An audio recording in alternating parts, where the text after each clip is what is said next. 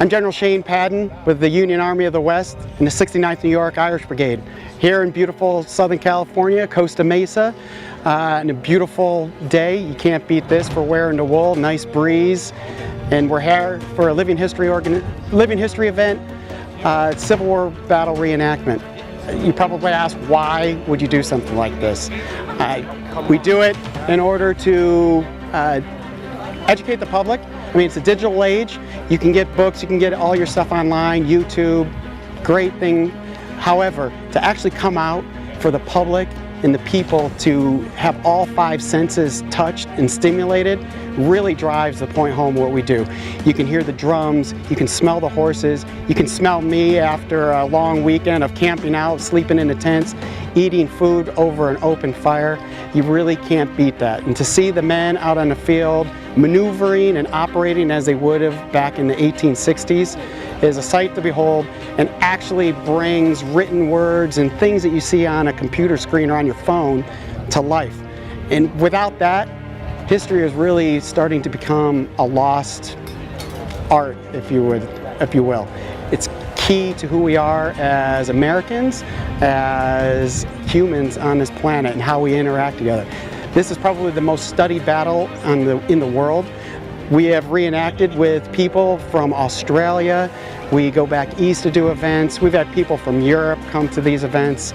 It's a total global effort, and it's all of our history, and it's key that we keep it going, and that's why we do this.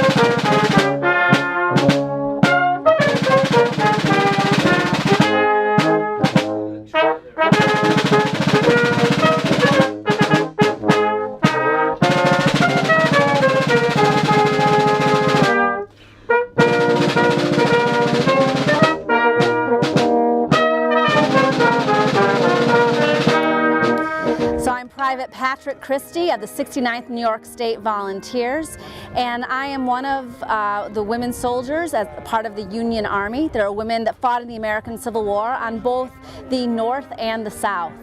We know that there are at least 300 documented cases of women soldiers who served dressed as men, and women served for the very same reasons that men served. So they believed in the cause, they wanted to make money, they wanted to get out of the homes that they were in, many of the same reasons that men fought for.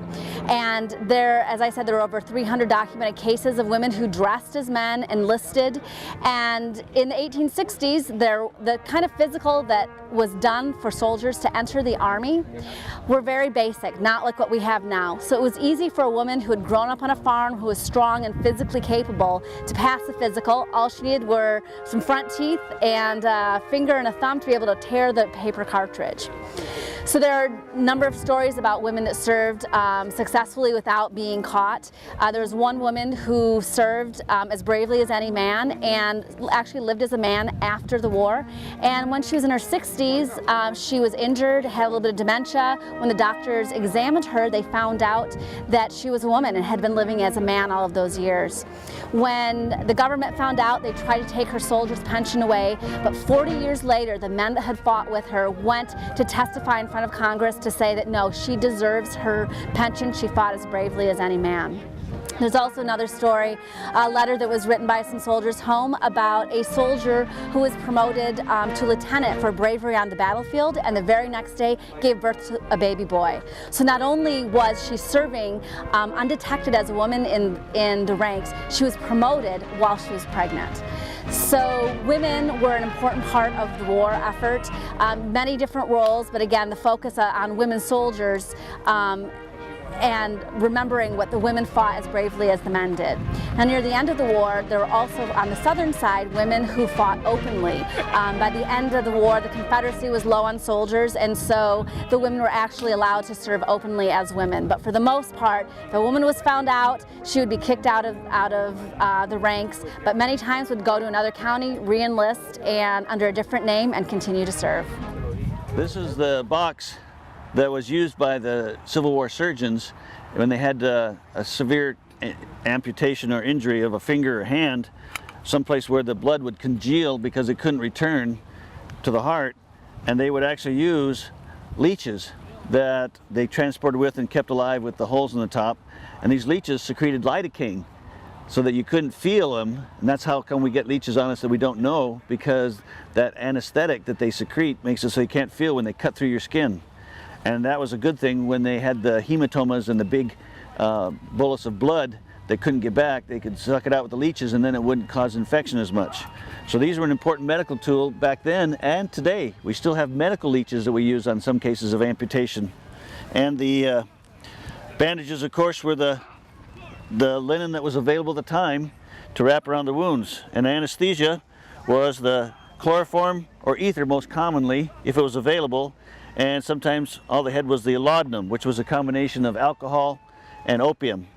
And of course they had other things like cathartics of castor oil that we still use today, and the other objects, even the instruments down here, you can see were bloody and left on the table from the last patient, and unfortunately they didn't know to wash, clean, and prepare them for the next patient, and sometimes the bloody instruments were used on the next patient as well, and had a terrible time with infections, obviously, accordingly. Even their suture that they used at the time was a needle with a hole in it, and they would put the sinew through that, or silk if they had it, or chromic, and use it to sew the wounds back together.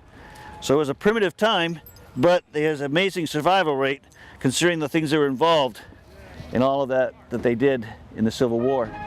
Hi, I'm Scott Peak. I'm with the American Civil War Society. We're over here at Fairview Park in Costa Mesa. We're putting on a two-day event for Civil War reenactment. For those of you who are interested in American history, you need to be here and come check out the stuff that we have on display. We're going to do two battles, Saturday and Sunday. Sunday's battles at 12:30, and we've got battles coming on at 2:30 on Sunday.